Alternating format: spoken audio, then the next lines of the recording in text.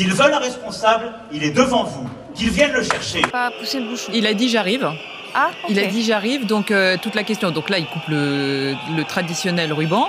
Et donc effectivement, vous avez raison, toute la question maintenant est de voir si son service de sécurité va le laisser aller, mais c'est un peu lui qui décidera, hein, comme je vous le disais tout à l'heure, aller au-devant des manifestants, sans que ça crée un effet de foule. Où est-ce qu'ils ont sélectionné des interlocuteurs en marge de la manifestation, de ce rassemblement de gens très en colère.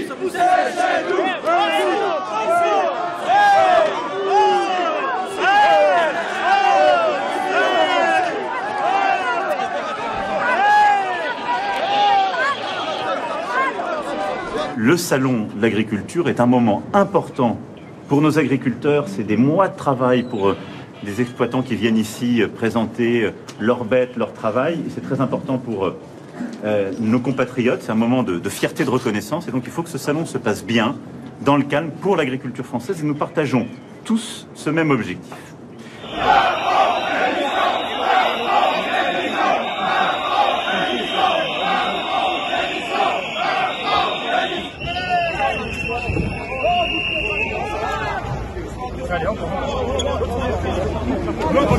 Attendez!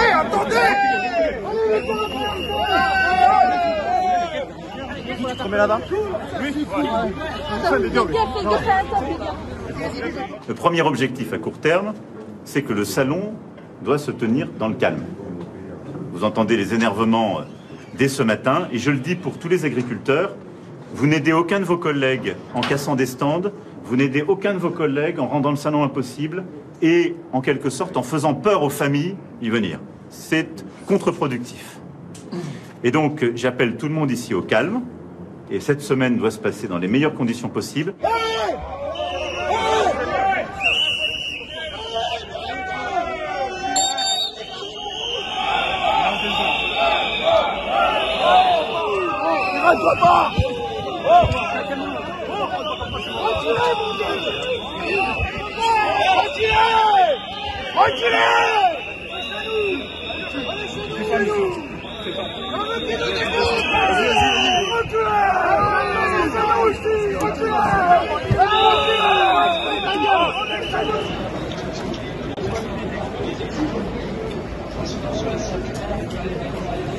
À une seule condition,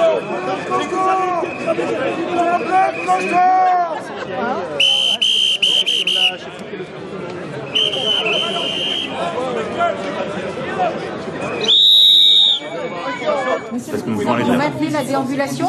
Vous maintenez la déambulation, monsieur le Président? Je vais le voir dans un instant. Je sors de la réunion de l'intersyndicale, donc je vais maintenant regarder la situation et on va regarder avec les organisateurs pour que les choses se passent dans le calme. Il y a eu des violences assez impressionnantes. Les forces de l'ordre sont être débordées par moments. C'est encore un peu le bazar en ce moment. Est-ce que ça vous permet de déambuler? Mais je pense que nous sommes tous, vous savez, nos agriculteurs, ils savent ce que c'est que le désordre.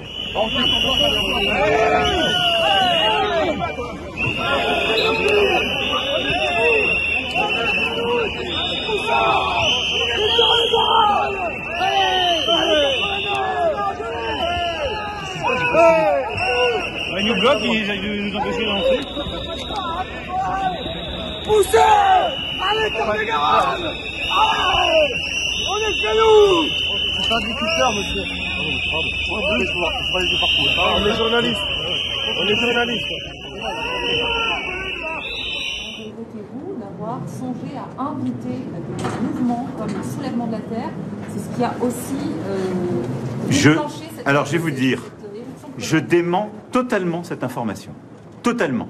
Je n'ai jamais songé initier une telle invitation. Et vous parlez au président de la République qui a assumé de faire passer en Conseil des ministres la dissolution de Soulèvement de la Terre. Donc toute cette histoire m'a mis en colère à un point que vous ne pouvez pas imaginer. Je suis le président de la République qui a proposé de les dissoudre. Le Conseil d'État, et je respecte les décisions de justice, a ensuite cassé cette mesure. Mais j'ai proposé de les dissoudre. J'ai toujours condamné la violence. Attention,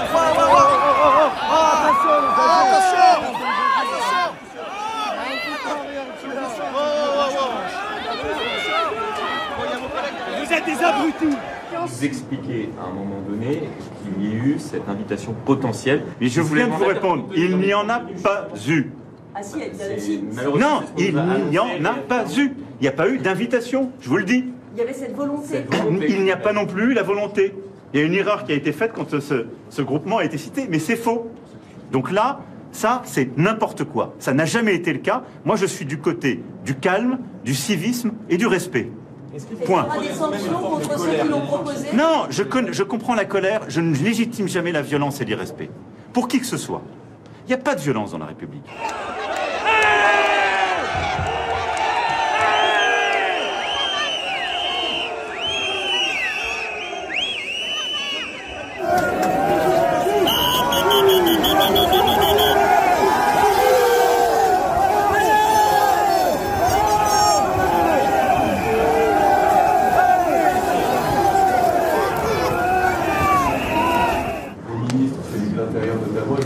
Que la colère des agriculteurs devait être entendue, qu'elle était légitime, quelles que soient les modalités de son expression, et même s'il y avait des dégradations de bâtiments publics, des blocages d'autoroutes, par exemple. Non, alors, je vais être très clair avec vous. La colère, elle peut s'exprimer, c'est mieux quand il n'y en a pas, mais enfin, elle peut s'exprimer.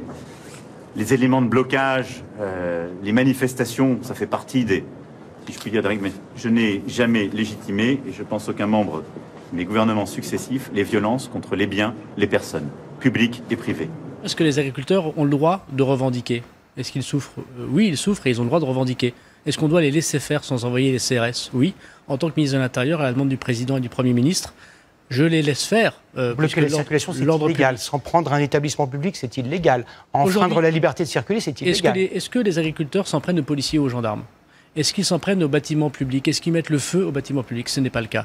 Voilà, donc j'ai rappelé, non, ce n'est pas le cas. Enfin, il y a eu... Vous avez vu les images à Bordeaux devant la préfecture? Écoutez, moi, je suis Ils n'ont pas défoncé la grille d'entrée? Écoutez, moi je suis élu d'un territoire où il y a aussi des agriculteurs. Je suis habitué au coup de sang et légitime de ceux qui souffrent et qui ne gagnent pas beaucoup d'argent. Vous voyez le sens de ma question, c'est le deux poids, deux mesures. Non, il n'y a pas de deux poids, deux mesures. On ne peut pas comparer les choses. Les agriculteurs travaillent.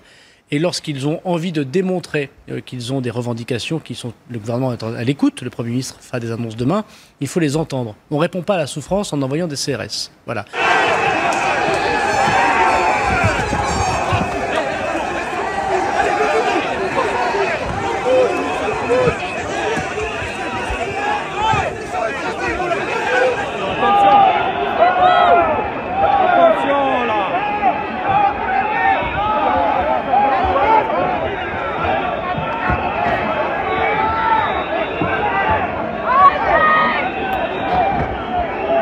Mais vous savez quoi? Là, je voulais vous parler de fond. Je voulais vous donner le cap, le fond, ce que nous sommes en train de faire. L'idée générale, c'est que le cap est déjà fixé, définitivement. C'est-à-dire, vous me demandiez à quoi faut-il s'adapter. Très clairement, pour le néolibéralisme, il faut s'adapter à un environnement qui est absolutisé, qui est l'environnement de la mondialisation en accélération constante dans ses flux, etc., dans sa mobilité. Cet impératif, c'est véritablement un impératif catégorique. Il n'est pas discutable. Donc à partir de là, ça donne une conception de la démocratie un peu particulière, où les directions prises par les peuples ne sont pas à discuter. Elles sont décrétées d'en haut, elles ne sont pas discutables. Quelle est du coup la tâche de la démocratie? C'est que les leaders, assistés des experts, fassent la pédagogie des réformes. Si le discours ambiant, c'est de dire l'agriculture est foutue et il faut que des aides de trésor, il n'y a pas la peine de faire une loi d'orientation, il n'y a pas la peine de s'emmerder, on ferme tout de suite le magasin. Donc ça, c'est pas vrai. Il y a des gens qui font beaucoup d'argent. La réalité, c'est que l'agriculture française, elle se tient.